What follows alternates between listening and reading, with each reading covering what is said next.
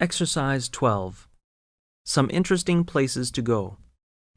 Listen to the talk and choose the right answer for questions 1 to 3, and then fill in the missing information in the notes for questions 4 to 12.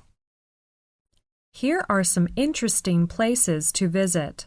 First, the West End.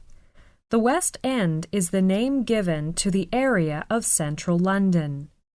It includes Trafalgar Square, the main shopping areas of Oxford Street and Regent Street.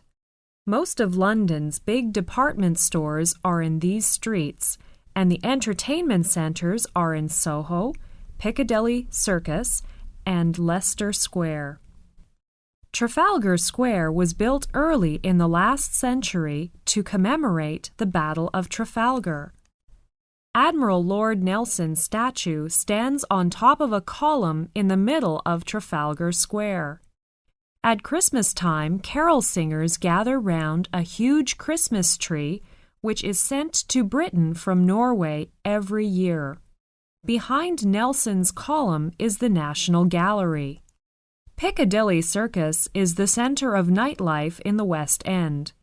It is usually at the top of everyone's list of things to see in London because it is so well known.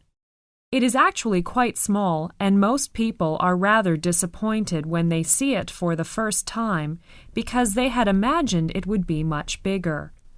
To the north of Piccadilly Circus is Soho, which has been the foreign quarter of London since the 17th century. Now it has restaurants offering food from a variety of different countries, especially Chinese and Italian ones. London is famous for its live theaters, and there are over 30 theaters within a square mile. If you want to know what is on in London, the best place to look is in a newspaper.